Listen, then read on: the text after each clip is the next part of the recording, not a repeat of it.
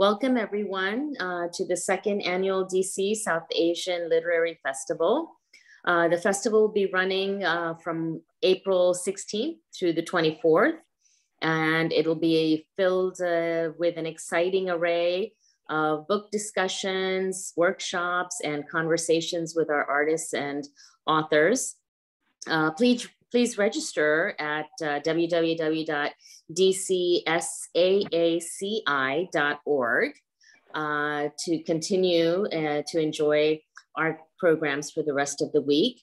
This evening, we are honored to have a discussion with Meenakshi Mohan, a very accomplished writer, and the moderator this evening will be Meera Narasimha herself, an accomplished actress, and both of their bios can be found on our website.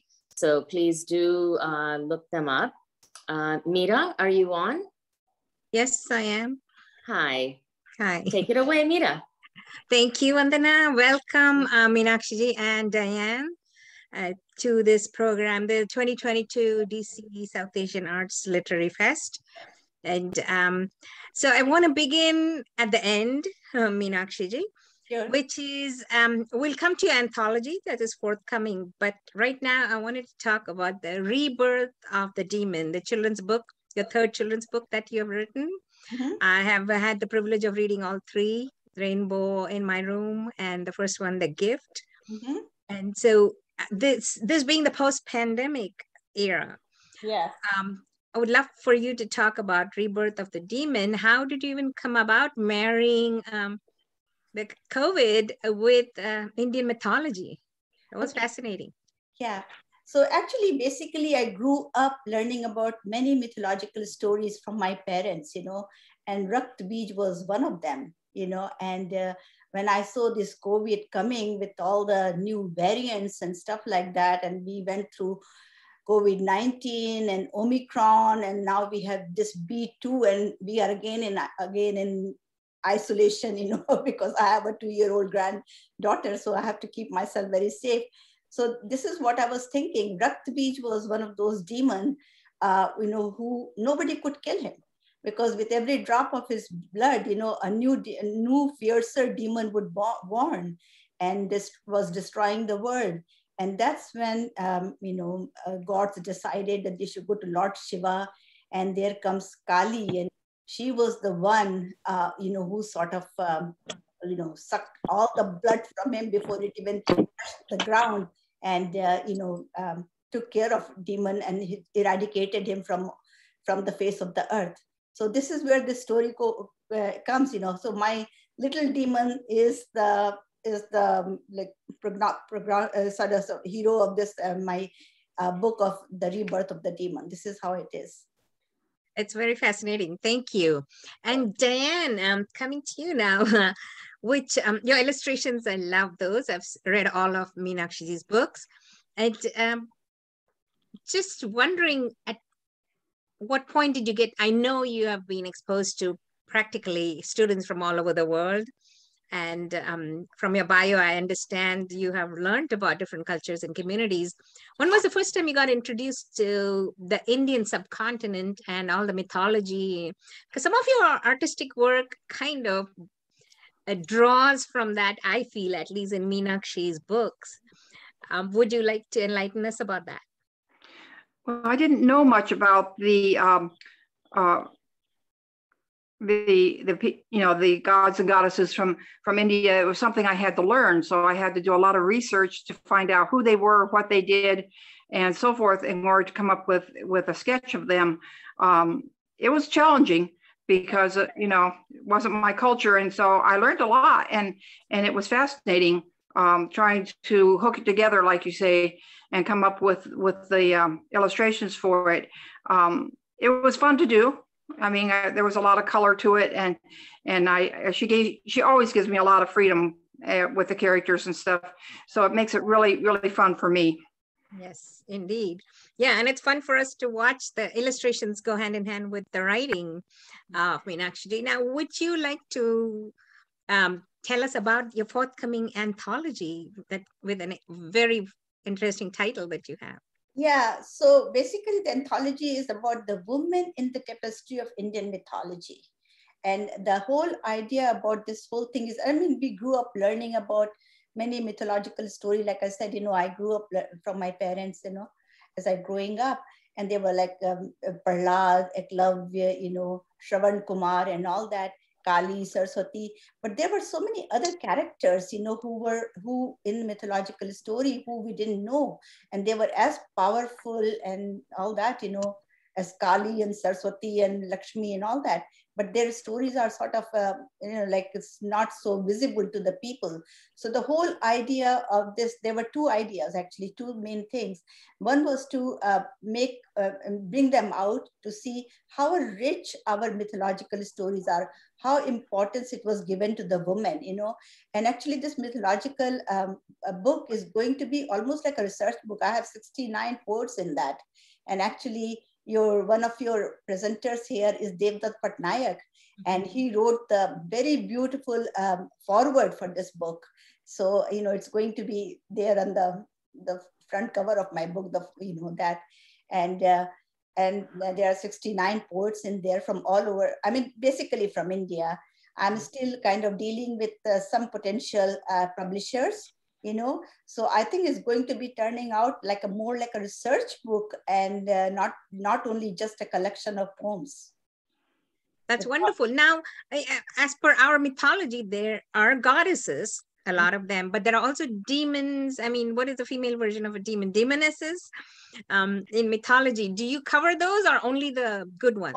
So some of the, like the wife of the, what's it, Raman, I mean, we think Raman is is considered like a demon who, I mean, Ram and Raman had a fight and all that stuff. He eloped, I mean, Sita and all that, but his wife was very good, right? So some people wrote a story on his wife, so that was good. My own story is about, my own poem is about Shanta Devi, so she was, I'm getting a little, and the other story is about Amrapali that I wrote, other poem. So a lot of those characters are coming out in this mythological story that you haven't heard about. What about Surpanaka? She also has a good and bad about, Yeah, some people wrote on that too. By the way, Shanta was the sister of Ram. I don't know how many people knew about her. Right. So not many people knew. So it involved a lot of research about talking about Shanta, how much sacrifice she did, it's because of them, the identity of Ram came out. If Shanta wasn't there, there would not have been any Ram. There would not have been any epics on Ramayana or, all that, Ramcharitmanas. So, but nobody knows about her. There's only one remote temple somewhere in South India. Mm-hmm. So one of that is my poem on that, Shanta. So I believe the illustrator is Diane again for the anthology too. So this one, the illustrator is Diane again. In fact, I can share some illustration of her. I'm still fighting which one I take, but I think I really like this one. So this is just this is like a book of collection of poems. Mm-hmm. This is going to be the cover of the book. Beautiful. That's gorgeous. And how did you even come up with that, Diane? Oh my God. that was kind of a tough one because I didn't have any words to go by. If I have words to go by, I can usually illustrate it, but I only had her thoughts, and my thoughts trying to put the two together was a challenge, but we finally came up with something that we both liked. So I told her, sorry, go ahead. So I told her there are three important things. One is woman, one is mythology, and the other one is tapestry. So try to bring those three things in the illustration. So we went a lot of back and forth into that, in order to come up with I met with her a few times, and I even gave her some books which sort of elaborated on how the tapestry is done and stuff like that. So it was a lot of back and forth. Poor Diane, I feel sorry, but she did a lot of research. So I have to give her a lot of credit. It's a collaborative effort. Yes. But I was going to continue with Diane and ask, in terms of illustration, how far removed is Meenakshi's book illustrations as opposed to the others that you do? Because it has to be a lot of color in it, right? Very the Indian tradition. I only did the cover for her, possibly the back cover too, which is a different illustration. But as far as the content of all the various poems and poetry that she has there, those have not been illustrated. And I don't know if she's going to want some illustration within the book itself yet or not. Right. Yeah, but is it any different from your other illustrations you must be doing outside of the Indian context? No, she has another book that I'm going to start working on soon. And it involves a young boy who's an artist. And I think this is going to be a lot of fun to illustrate. And I'm anxious to get started on that one. But as far as the book that she's coming out with, the poetry, we haven't gone beyond the cover yet. So I don't know what we'll be doing exactly with that. She may want some illustrations in there, but with so many different contributions, if I do one for one poem, you kind of have to do it for all of them. You know what I mean? That's true. That's true. Yeah. So, sorry, Meera. So the publisher doesn't want too many illustrations for this book, because this is not a children's book or anything like that. So basically, it's going to be a lot of poetry, and I'm going to have pictures of the poets, you know, and their names and their poems. So 1 to 3 poems. I think it's going to be more than about almost like 300-400 pages book, anthology. So he doesn't want that many illustration inside the book, but the cover of the book. And most of the time these days, you know, the cover of the book is done by digital drawing and stuff like that. So I'm very lucky to have Diane with me, because this is all this one is watercolor. So it's original watercolor painting to have for the cover of the book, you know. Fantastic. That's amazing. That's, you know, it's unique in a way. But coming back to your anthology, does it cover the entire gamut of all those in our mythology, or did you have to leave out some? I mean, at 400 pages, it must pretty much be extensive. Well, it depends. You know, I gave all the poets a choice. You know, I'm not directing them, okay, do this, do that, or I gave them a choice that let's skip out the legendary woman. You know, I don't want Mirabai and all that. I want just to focus on mythological characters. So that's why I thought it was a great research project, you know. Mm-hmm. So, I mean, it cannot be using all the whole gamut of everything, you know. So they had a choice of doing it. Like I have quite a few poems on Amrapali, but it's all from different perspectives, you know. I have a somebody wrote a poem on Raman's wife, you know. I don't remember the name right now, but she did a poetry on that one. And then my poem is on Shanta, Ram's sister. And the other poem is on, you know, we have heard about, you know, like Big Dipper, right? But right. You know, actually, if you read the mythological Indian stories about it, they were Saptarishi. And this was a story told by my father long time ago. And there is one rishi, you know, and his wife, they are two together. So if you look at the Big Dipper now, you will see 2 stars together. So it's the story of that sage, that Muni and his wife together, and how devoted they were to each other. So actually in the planet, in the stars, you know, so one star is fixed and the other one rotates around it. But in that couple, you know, they both rotate around a sink. You know, so it just sort of signifies that both men and women have the same importance. That's wonderful. Why did you pick the particular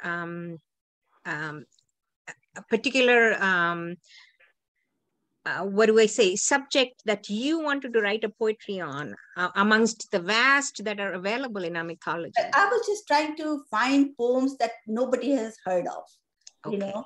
So that was my main reason on doing, it involved a lot of research on my part also. I know I kept writing the names that I haven't heard of this, I haven't heard of this name. And then finally, see, everybody's allowed 3 poems. So I did 3 of my poems on 3 different people. So, who were they that are your poems? One is Shanta, one is Amrapali, and one is this Rishi's wife, you know, I have to remember her name. Would you have any of your parts of any of your poems handy that you could read a paragraph for us from? Any of these 3? could have, let me see, I have to run and get it because I was not prepared for your question. That's okay. No, that's okay. We were just discussing. Okay, let me see if I can find that is okay. And I will chat with Diane until you get back to us. That'd be fine. Diane, tell us, among all your students that the exposure you've gotten globally, what is it that fascinates you most by other cultures and communities? Well, all cultures have their kind of like their own form of music, but they have their own form of art too. And so when they bring that into the classroom, and I usually have a classroom of 10 to 14 people, and they're all doing something different. So I get to see what's going on with them as far as their native language, their religion, their clothing, all that comes out in their paintings. And they've done some fascinating things, and I'm just in awe of what they do. I get to help them with the technical stuff, but they get to come up with the ideas, and it teaches me a lot. And just, it's fascinating to have people from India and people from South America and people from Korea and from Vietnam, all in the same class. And they're all working on their own thing. And you know, I really miss that, because since COVID started, all my classrooms closed down. So I have not been in a classroom for 2.5 years now, or 2 years. And I miss that, you know, I miss that. But don't you think the pandemic, in a way, it was a blessing in disguise? Because, you can't do your classes on Zoom, can you? It's pretty hard because it's a pretty hands-on type thing. And we use mostly, a lot of people use brushes still, but we use mostly palette knives. So you have to get the touch just right, or know which side of the knife or which edge to use, and how to hold it and so forth. That's pretty hard to do on a Zoom. All right. Oh, okay. So I was just going to say, was Zoom a blessing for you? I guess pandemic was not, because... No, it was not. It actually kind of forced me into retirement as far as teaching. Now, I fortunately, before COVID had hit, I did build a studio onto my house. So I still have students that come to my studio one at a time and work with them individually, which is nice. It still gives me that contact. Right. But as far as going back into the classroom, I don't foresee that happening anytime soon. Oh, and okay. So I'm kind of, and you know, it's not all bad because I'm in West Virginia and I don't have to drive in that weather. And so I've gotten kind of soft. Well, I'll tell you, isn't West Virginia having snow today? We had snow today, 4 inches. No, it's April, and we are freezing here, 30s tonight. So I can imagine. I have lilac bushes, and they were ready. They have blossoms ready to open, and they were bent over, touching the ground. I went out there with a broom and knocked up against the trunks to knock some of that snow off, and they popped right back up. But I'm hoping they'll still bloom. You know. But yeah, I hope so. They survive. I didn't expect this. It was unexpected. It was very unexpected.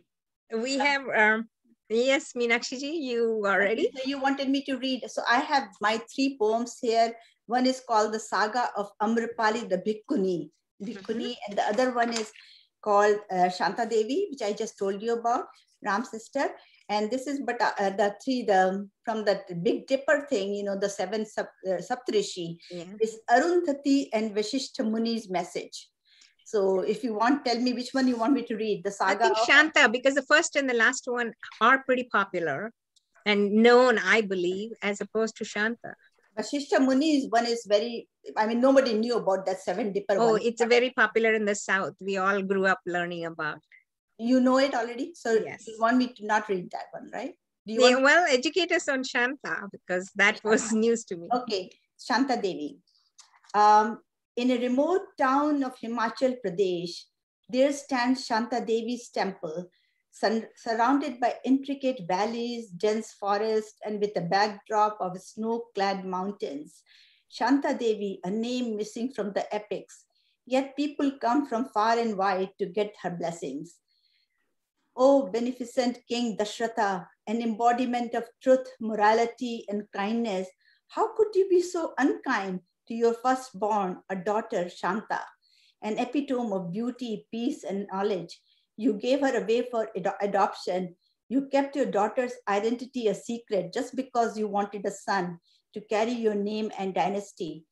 Raja Dashrath, did you forget it was Shanta Devi who renounced her princely life and and deserted the home of her loving adoptive parents to become a sannyasini, to do Purushkamishni yoga for the child, that so the son will be born, that yoga, with her husband sage Rishi Ringa.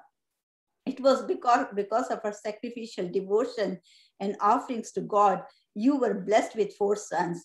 It was she who cared for you at your deathbed, yet you refused to recognize her identity.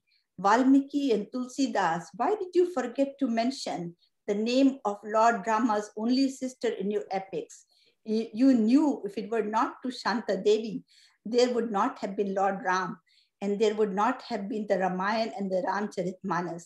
Shanta Devi is a lost name as a daughter and sister, yet she survives as a Devi of peace and harmony, and roams in the hearts of many who come for her blessings. The bells of this remote temple echo far and beyond the valleys and mountains to tell the world that a woman is a cachet of love, devotion, but she also has the strength and ability to change the course of history. Very nice. Thank you. That was something I was not much aware of, Shanta Devi. So that was that is an education. Thank you.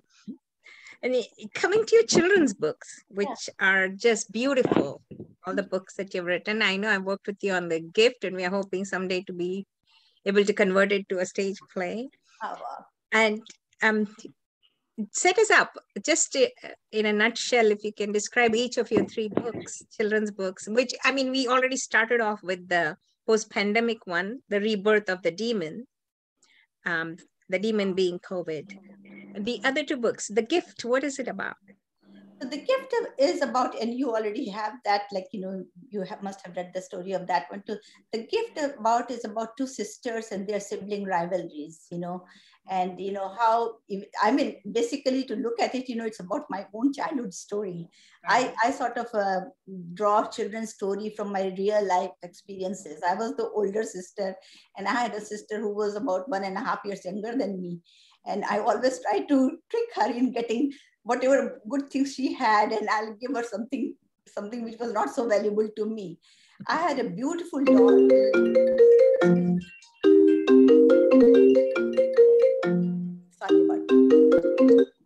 Sorry about that. I should shut the phone, I think.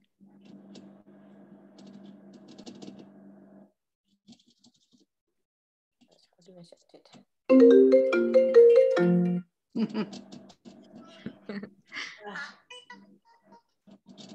Maybe somebody is congratulating you on your anthology. I'm on a conference call. Call you later. Okay.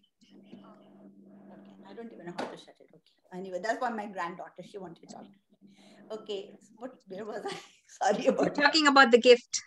Yeah. So basically, it was, I had a very nice porcelain doll, it was almost as big as, she had it, not me. And I had it, and I really loved that dog, and I would just let her watch it and not even touch it or anything. She could just watch it from a distance. So one day I was just gone to school, and when I come, I see her carrying that doll, and she had put lipstick on and everything on, and my mother's big dress and her sandals, and she was just sitting there and humming to the dog, some song or something like that. And I got so mad at her, why she was touching my dog. And she got so scared, she just jumped up, and the doll fell and it broke, So this is how the whole story started. But then the main theme of the story, I won't tell you the end of the story, but the main theme is when some kind of disaster comes, between siblings. There may be jealousy, rivalry, fight, whatever it is. But when there is some kind of disaster happens between the siblings, it's all the love, the inside love and bond is always there. Yes. So basically, this is the story about The Gift. That's wonderful. And I love the rainbow in my room. That is so beautiful. I love that one too. And I love your illustration for that. Dan did the illustration for that book, and it's beautiful. It set us up for that book, please. How do you come up with these concepts and ideas? So this is the book. Correct. So the rainbow in my room. The idea comes from my own real life experiences. Okay. So one day I was just sitting in my dining room, in my actually kitchen dining area, and we have a nice chandelier up there, and a lot of sunshine was seeping through the chandelier and sort of splashing different rainbow-like color on the floor. And I had a 4-year grandson there, and he was just sort of running around trying to catch the rainbow.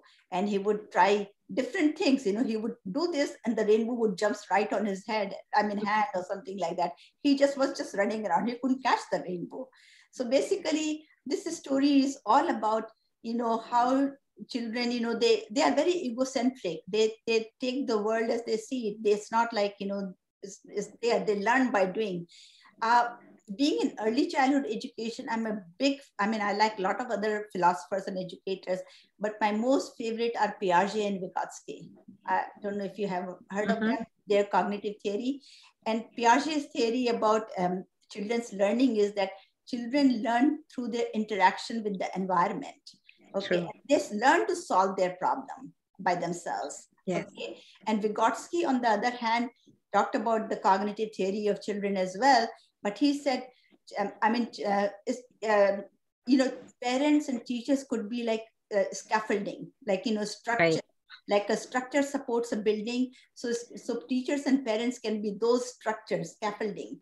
They can sort of expand their learning from there. So these two are my very favorite, educators or philosophers, you can call them. I follow them. Being in early childhood education myself, I use their philosophy a lot in my writing, in my teaching children, and dealing with my own children or my students, So this is how. So in this rainbow in my room, this little boy, he does all kinds of things. He puts a pillow and the rainbow jumps on top of the pillow. Then he puts like a book, the rainbow jumps right on the book, and a fish bowl, then it reflects and it's not there. So he is not able, but then he still comes with a solution and find a solution by himself. Mm-hmm. I love it. The ending is also beautiful. We won't give it away. How can people get copies of your books? Where can they get it? Okay, so this book is available at Politics and Prose. In fact, I just got another copy from Politics and Prose, so it's there. Anybody can get it from Politics and Prose. I'm trying to get it on Amazon. I have not been able to get that on Amazon. But my other demon book is all over the world on Amazon. So, and also on Kindle. This is the demon book, which look at that illustration. It's so So Dan can talk about it. It's a little blurry, it's coming out. So Dan can talk about the illustration. She has been so clever. I couldn't even think of it, and she came up with such a good idea. So Dan, you want to tell about the front cover? Oh, thank you. Thank you, Meenu. You're so easy to work with. Yeah, I love the illustration in that too. Yes, please enlighten us about that, Diane. Yeah, the rainbow in my room was such a fun book to work on. And I'm very much into children's activities too, and the problem solving and how they can solve it by themselves. And it was just so much fun. And I thought Meenu had such a good story going, and yet she gave me all the freedom to develop this character. She didn't tell me what he looked like or how big he was or anything like that. So it was really fun to sit down and just create him. And I think that's my favorite so far is this rainbow in my room, just because the story is just delightful. Yes, it is. It is indeed. And who wouldn't want to draw a rainbow on every page or illustrate a rainbow, right? I actually live on Rainbow Lane. So oh, there you go. Who doesn't live on Rainbow Lane, Oh, that's wonderful. But Dan did a fantastic job with the Rebirth of the Demon, and I have to give her a lot of credit, and she did a lot of research because she's not so familiar with Indian mythology, but she came up, and for the cover of the book, like you just showed, this one here, see, look at this, and this is a mandala, and this sort of signifies the rebirth. Yes. So that was really a very, very clever idea. I never thought of that, before. Yeah, it's fantastic. I mean, it is her own idea. So that was all the illustrations within the book too, of the old man and Woho, and it's I just love it. It's beautiful. And Oh, the thank you. colors you use, how do you even contemplate what you want to use? They all look like watercolor strokes. What are they? Both these books were done with watercolors. This is true. Oh. I like them for illustration because they're free. You can do a lot with them, and the colors are bright, and it just lends itself to this kind of thing, particularly for smaller children. The new one I'm working on will not be watercolor because it's a little longer story. It's a little older group, and so I want to make the drawings a little more detailed. So that's my next project. Okay, so that determines what kind of project it determines whether you're going to go with watercolor or not. But was the rainbow also watercolor? It's also a watercolor, and it just depends on the story. And I'm very partial to children's books with watercolor illustrations in them, and I just find that it's very easy to manipulate the colors, and they're pretty durable too, so they can be handled a lot. But it's just, you just sit down and you start coming up with these ideas, and then you start adding the color to it until it works. Yes, it was beautiful. I have been admiring it ever since I got it from Meenakshi ji. I can show you some of the real illustration, the big one here. Look at this. Yes. This is the real demon. And this is my favorite, when the demon is in the graveyard, So I have added some of the humor also in the story in doing this. And like they say, a picture is worth 1,000, words. Yeah. And look, those illustrations add to your story, definitely. Yeah. And then when the world is in chain, she really made the world in chain like that. Yes. So and that's how it was during the pandemic. So yep, that was. Would you like to read the poem Rebirth of the Demon? You begin the book with that. Yeah, of course.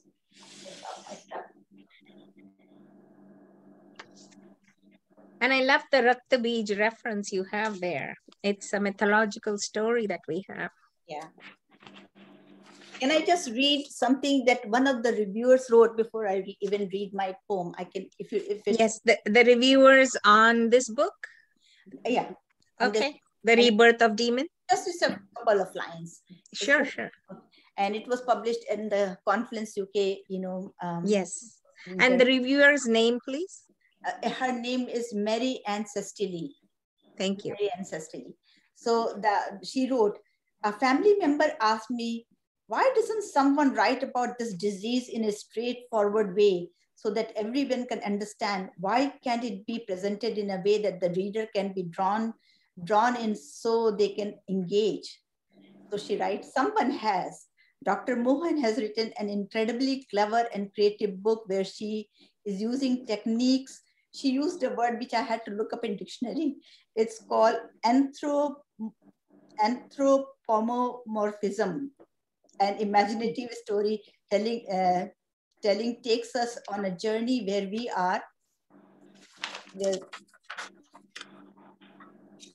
are not only introduced to the little gremlin, COVID, and who from the time he was born wanted to be all powerful and rule the world, but also to the Indian mythological demon Rakta Bij and the goddess Kali, who play major roles in COVID story. So she wrote this. That's very nice. And the first poem that I wrote, this is a combination, this demon story, the Rebirth of the Demon is actually a story of fact and fiction, poetry and prose, so it's that. So, and the main idea of this story is to bring in hope for children, for everybody. Yes. Don't get disappointed. Hope is always there, and make effort to win. And there's always a victory of good over evil. That's the whole thing. Yes. The very first poem is the Rebirth of the Demon. He came and spread his venom through every drop of blood he spilled, created a devil fiercer than himself, terrorized the earth with his wild havocs. The gods together could not save the planet from this his horrific rampage. Then they decided to go to Kailash Parvat, where Lord Shiva resided. Shiva opened his third eye, created Kali, divine energy, a superpower, the dark goddess Kali in a fierce way, with her long black hair unbound, crackling like a crone, the tongue lolling out, wearing the heads of all the devils around her neck, entered the battleground, dancing her wild dance, Rakt Bij, blood seed, laughed, knowing no one could ever kill him. He had the power to create and be reborn with every spill of his blood.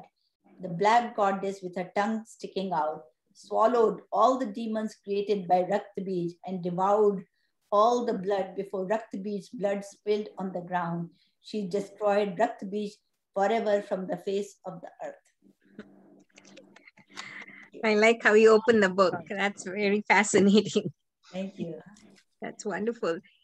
And what do you plan to do with your 3 books? Do you want it to be staged as plays, or how? I mean, I know The Gift was one of the things that you want to see as a children's play. Yeah.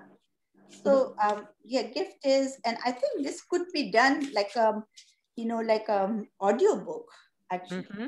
And I have to look into that, how this can be turned into an audiobook. I listen to audiobooks quite a bit, I mean, I turn it on at the night time and my audiobooks go on. But this could be a story, because this is not only about COVID. I know it has really changed the world, and Right. we went through a hard time, and it is still with us. But there is always hope, Yes. and all that. So it's basically, we should not ever give up, make effort. And the world is making effort to get rid of this. True. And that is the main idea, the main theme of the whole story, like never to give up. Yes, the book does give hope for that. Yeah. But at the end also, it leaves room for a sequel, that Yeah. it could come back another 100 years later. That's the... Just like we had other things, the plague, cholera, and all that stuff, which, so they, in the beginning of the story, you will see they're hiding behind the crevices. Yes. So we don't have them right now, but they're hiding and they're making fun of it. So there's a lot of humor also that I tried to write it in a humorous way. And this is supposed to be a children's book, but not very young children. It's for little older children. True. True. But I work with Montessori school kids, and believe it or not, they are aware of it.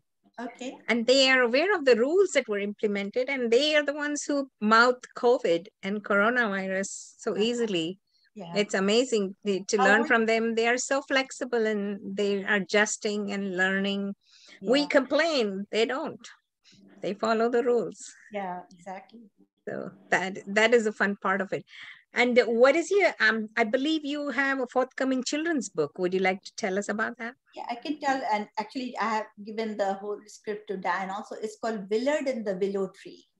And the whole theme is about, about like our children who are different, and they don't have friends and stuff like that.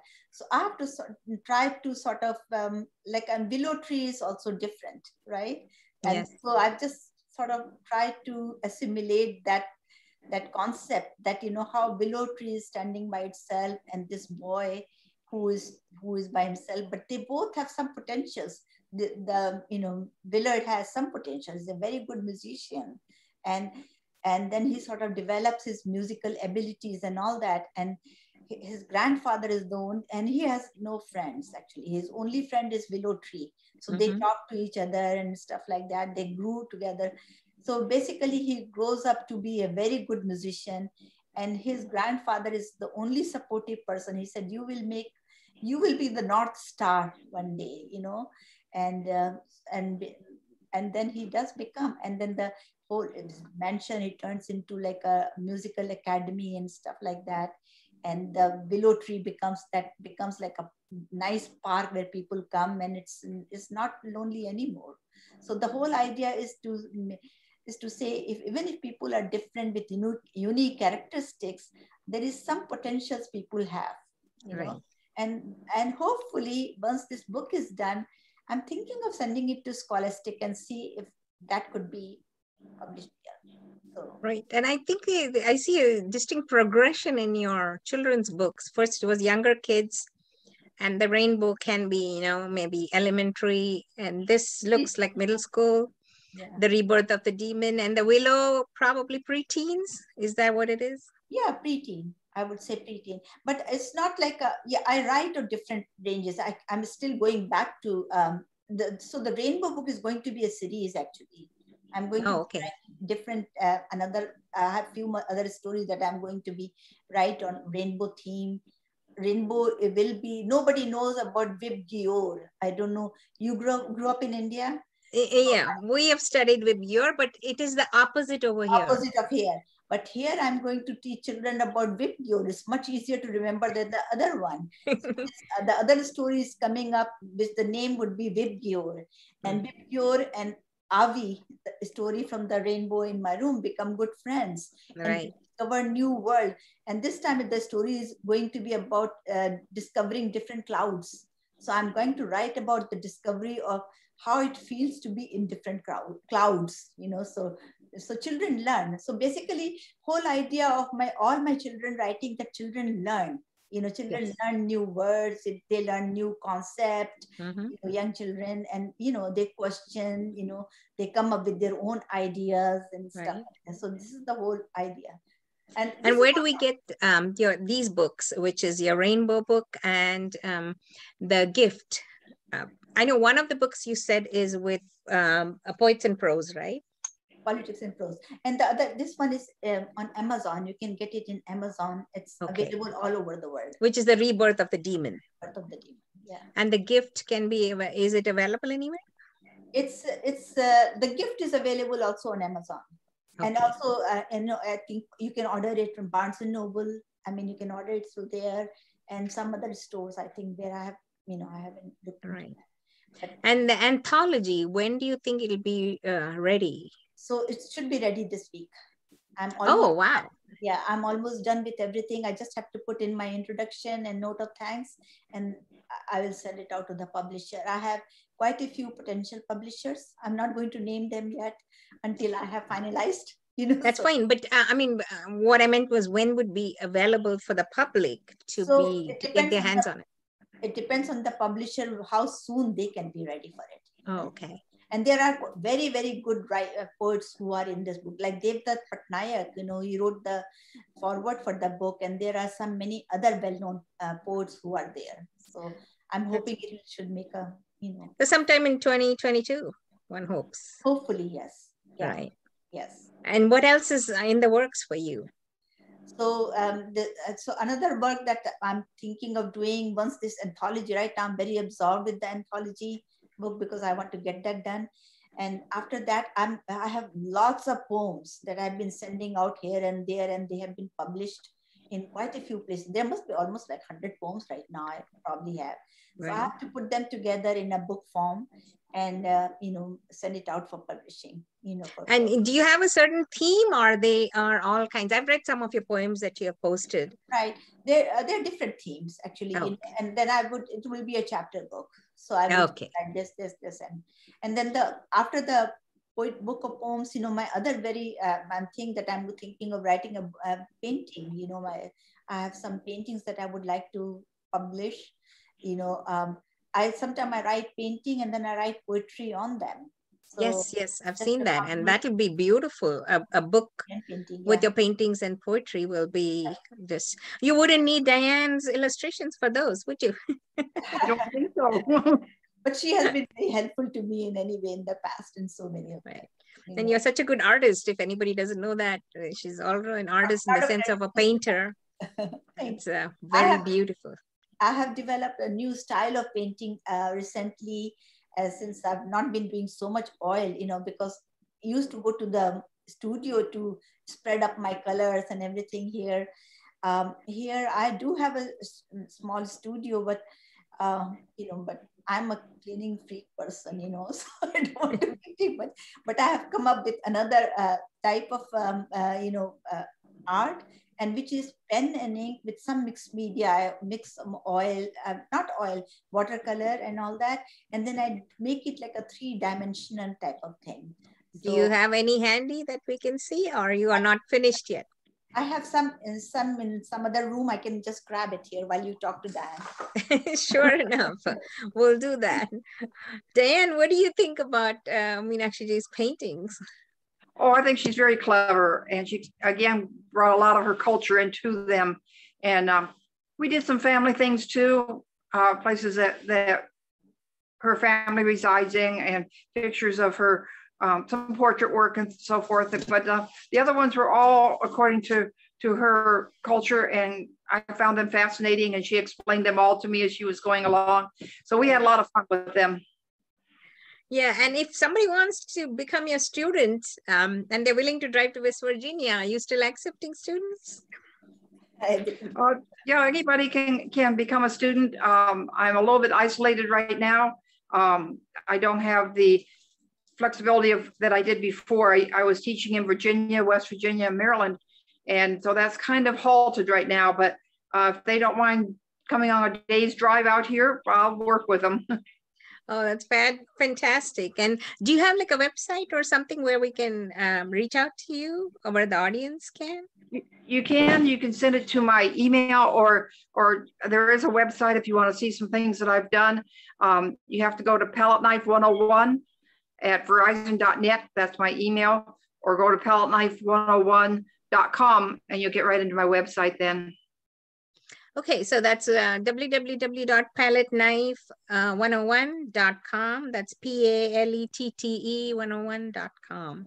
Palette Knife, yeah, gotta get the knife on there too. Knife, oops, PALETTENIFE 101. Right. That's wonderful. Yes, thank you. I would love to see your painting with your. Oh, okay. You're talking about Diana. Yeah, she's fantastic. I really, love her painting. And she does all different media. She does watercolor, oil, whatever you name it, so. Yeah, I've seen her illustrations in your book, and I love those. Thank you so much. You're welcome. Yes, Meenakshi, you have your. Yeah, painting. I just had 3 upstairs, but I had quite a few of them downstairs, but I wasn't prepared for all these that you were going to ask for. It's okay. I'm keeping it impromptu because you talked about a new style that you. Can you see it here? Oh, yes. Is this the one you just mentioned? No, this is Goshti. This is I just made, like, how women meet together and they talk about whatever in their heart and stuff, gossiping and talking about family, talking about their husbands. That's very nice. So like a ghost. And see here, this is like a 3D kind of effect. This looks like it's popping out. It's right. So this is pen and ink and some watercolor. And then I cut and paste and like that. So I mean, very beautiful. Some of my paintings have been published in you are on my Facebook. Have you seen some Setu? Yes. They showcase my paintings. Yes, and, SCTU. Yes. SCTU and Confluence UK has also done some of my paintings, and also I have a local journal here which is called Abner Living. They have done quite a few of my paintings. I love to draw children. This is of my granddaughter. Very pretty, beautiful. My granddaughter. So she's looking out the door, and this one is. This could be I haven't decided, but when I write my poetry book, I think this could be the cover of my book. Very nice. That is nice. Yes. So it's very simple and elegant. These are the 3 paintings I had so far here. Otherwise, all my studio downstairs. Are these all pen and ink style with watercolor? That's what I said, pen and ink and watercolor, and some. Yeah, mostly pen and ink and watercolor. This is what it is, and some construction paper. Okay. I cut and paste in all that. Yeah. It's very pretty. Like you can see here on this one here, my granddaughter almost like opening door. Mm-hmm. Yes. Yeah. So. It's very pretty. Thank you. Thank you for showing us, another of your creative endeavors. Oh, thank you. Before we wrap up, I would like for you to finish it up for us. What would you like to let us know? Do you have, by the way, a website? Yes, it's a MeenakshiMohan.com. That's it. Okay, so it's www.meenakshi.com. In fact, my grandson made it for me. So I still not very updated because I did a lot of stuff recently and, which is not there. So I think whenever he comes next, he can fill it up and stuff like that. And by the way, I was just recently awarded a Panoramic International Literary Festival award for literature. So congratulations. So that's wonderful. And I know you keep publishing and we see all your posts, and congratulations on all your successes. That's wonderful, and keep creating. That's what I would like to say. And also, I think another poet and writer is, she has edited books, Sukrita Paul Kumar, and she does Indian writers writing in English. So out of 700 poetry, my poem was one of them that got selected. So right, congratulations, fantastic. Yeah. And I guess all your poems will become a compilation soon, like you said you were working on it. Right, not working yet, but I should be working on it. But first of all, one thing at a time. I just want to get my anthology out. So that is my first, next project, which is that. And then after that, I will be working on Willard and the Willow Tree, and my book on poems, painting. And then I have another story, which will be again one of the series of the Rainbow Book kind of thing. It'll be called The Girl Who Lost Her Name or something. I haven't quite come up with the title yet. Okay. And it's like a magical girl, and she's actually a rainbow girl, and she comes on the earth, and she loses her name, and then children learn about through the letters what Vibgyor means. So it's going to be more like a concept book. That's wonderful. Yeah. And if you need an audio reader, let me know. Okay. For your audiobooks. I'd love to do it because we read every day for our kids. Do audiobooks? Oh, wow. That'll be really nice. Yeah, the kids are fascinated, they just want to hear the stories. Oh, and then, I let them use their imagination to conceptualize what we give in words. That is so important instead of spoon feeding. Yeah. Well, Diane, let's have you give us whatever you would like to give us as a parting shot. Well, thank you. It's been my pleasure to meet you and speak with Meenu here. It's a new adventure for me, and I have branched out a little bit and worked with another author, but Meenu's my favorite. I like her ideas, and she's easy to work with, and we get along fine.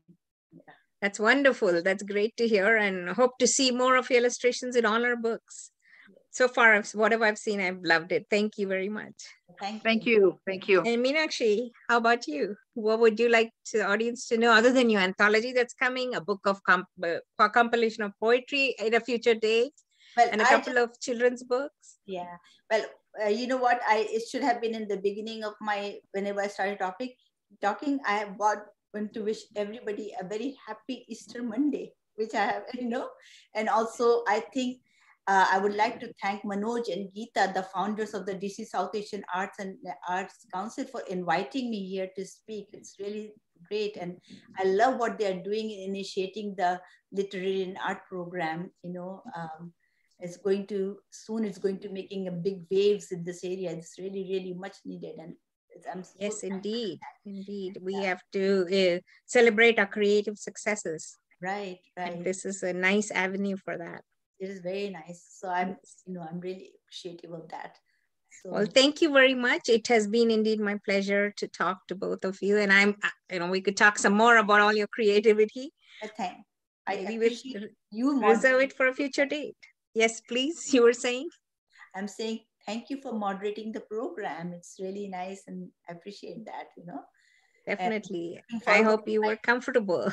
Of course, I am looking forward to my gift book dramatized, so that would be another thing. Yes, we'll do that. We'll work on it. Maybe work on converting your children's books into audiobooks. Yeah, that'll be great. Let's talk about that soon. Yes. Yeah. Okay. Hi, Vandana. How are you? I'm back. I just wanted to thank you, Meenakshi ji and Diane, and of course, Meera for this wonderful moderation of today's discussion. Thank you all to who were able to join this evening for this very informative and discussion about creativity and writing and children and just fantasy and poetry, everything that Meenakshi ji does, which is fascinating. I don't know where you have time to come up with all of this, but we're so blessed to have you as part of our community and in our lives. Thank you everyone for joining, and please do register for the rest of the remaining week. We have very exciting programs for the rest of the week. Namaste, Adab, thank you for joining. Well, I have one interruption. I'm sorry. There is a question from an audience member, Sunita Mishra. She wants to know, being an artist, were you tempted to become the illustrator yourself for this book? Why did you keep away from this role of wanting to illustrate your own book? You're talking to me? Yes, please. Well, I would have illustrated my book. I thought of doing it, but I really like Diane's illustration. I do illustrate some of my poetry books and poetry and stuff like that, which gets published in Setu and Confluence and some other journals too, you know. But for the whole book, I mean, writing a book itself is a big job. So I thought it'll be nice to have some different person. And I really, really like Diane's style of illustration. So that's the reason I chose her to be illustrating my book. And yeah, let me add, Sunita ji, if you look at the books, you will enjoy the illustration by Diane, and you're going to take back your question. Oh, by the way, I just want to add one more thing. Some of my paintings have been book covers of the book. So, you know, some of the very well-known authors, you know, like Gopal Lahiri, his book of poems just got published, and he has my painting in there as a cover book. And my children's poems book, you know, the anthology of children's poetry book has the cover of my book. And also Lopa Mudra Banerjee, she just published a book on memoirs that also has my painting as the cover. So okay, so you illustrate other people's books. Yes, I don't illustrate the whole books, but you know, yeah, cover and stuff like that, my own poetry and stuff. Yeah. Well, thank you very much, and thank you for answering the question. I almost missed it, and it was in the Q&A. Okay. Take it away, Vandana. Thank you. No worries. No, that was a wonderful question and very pertinent. But thank you everyone for joining. Thank you, Meera, Meenakshi ji, and Diane, and thank you to all our participants, and hope to see you guys for the rest of the week as well. Good night. Good night. Thank you. Thank Good night. you. Good night. Bye-bye. Good night. Thank you. Bye-bye.